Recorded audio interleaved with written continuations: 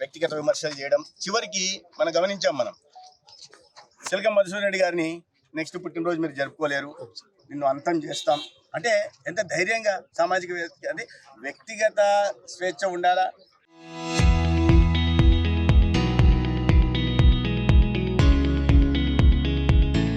Walk స్వాతంత్రం ఉండాలి, కానీ నిర్మూలిస్తాం, భౌతికంగా కానీ నిర్మూలిస్తాం, వచ్చే నువ్వు పుట్టినరోజు జరపలేవు. ఇటువంటి మానసిక స్థితిలో ఉంటున్న వాళ్ళు కొంతమంది ఈ రకంగా చేస్తున్నారు.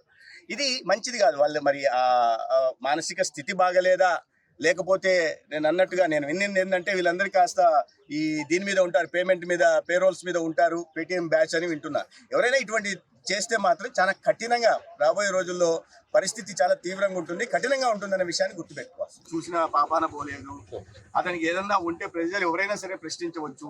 నాకు అడిగిన అది ఎవరైనా అడిగితే అతను వైసీపీకి పనిచేశాడు, వైసీపీ చేస్తాడు, సరే రాజకీయ ప్రత్యర్థులైనా ఎవరైనా పనితీరును ప్రశ్నించవచ్చు. కానీ ఏ సంబంధం లేకుండా, మొహం కూడా చూడకుండా, ఏమీ లేకుండా వ్యక్తిగత ఇది చేయడం, పనితీరును ప్రశ్నించవచ్చు, ఎవరైనా ప్రశ్నించవచ్చు. అది రాష్ట్రంలో ఏం పనితీరు ఏందనేది రాష్ట్ర ప్రజలు గుర్తిస్తున్నారు, ధర్మవరం ప్రజలు గుర్తిస్తున్నారు. కానీ పక్కన పెట్టేసేయండి. అవగాహన లేని వాళ్ళు మాట్లాడుతున్న వాటికి నేను సమాధానం చెప్పాల్సిన అవసరం లేదు.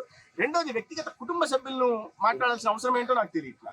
మరి ఎవరన్నా ప్రోద్బలంతో చేస్తున్నారా, లేదన్నా ఏదన్నా ప్రలోభాలకు గురై చేస్తున్నారో నాకు తెలియదు. కానీ అటువంటి వ్యక్తుల గురించి ఏదైనా సరే, పైగా ఈ ప్రశ్నించినప్పుడు ఎందుకు ఇలా చేస్తున్నామంటే, పార్టీకి సంబంధించిన, ఎస్టీకి సంబంధించిన వాళ్ళకి, ఎరుకుల కులానికి సంబంధించిన వాళ్ళని దూషిస్తూ, వ్యక్తిగత కులాన్ని పెట్టి దూషిస్తూ మాట్లాడారని తెలిసింది.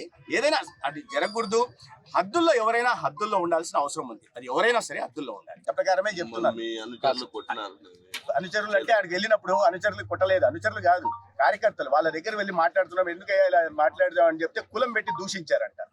ఎస్టీలని కులం పెట్టి దూషిస్తే మరి వాళ్ళలో ఉంటుంది కదా, అందరూ సంయమనం పాటిస్తారా? చిలక మధుసూదన్ రెడ్డి గారు సమయం పాటించి పోలీస్ కేసు పెట్టారు.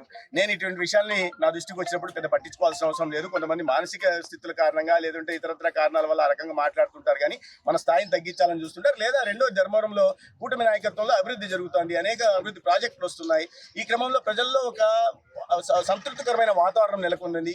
ఈ క్రమంలో ఈ కూటమి ఐక్యతను చెడగొట్టడానికో లేదా వాళ్ళ మానసిక ఆనందాన్ని చూపెట్టుకోవడం కోసం చేస్తుంటారు. కాబట్టి పట్టించుకోవాల్సిన అవసరం లేదని నేను చెప్పడం జరిగింది. కానీ అడిగినప్పుడు కులం పెట్టి దూషించిన తప్పు కదా, మరి ఇది చేయనప్పుడు చట్టపరంగా తీసుకోవాలా? అది తప్పు, ఎవరు తప్పు మొదలు పెట్టారు అనేది కూడా చూడాలి. రెండో వైపు కులం పేరుతో దూషించడం తప్పు. మూడోది, దాడి జరగడం కూడా తప్పు. అది కూడా నేను చెప్తున్నాను. అందుకనే ఎవరైనా హద్దుల్లో ఉండాలని చెప్పడం.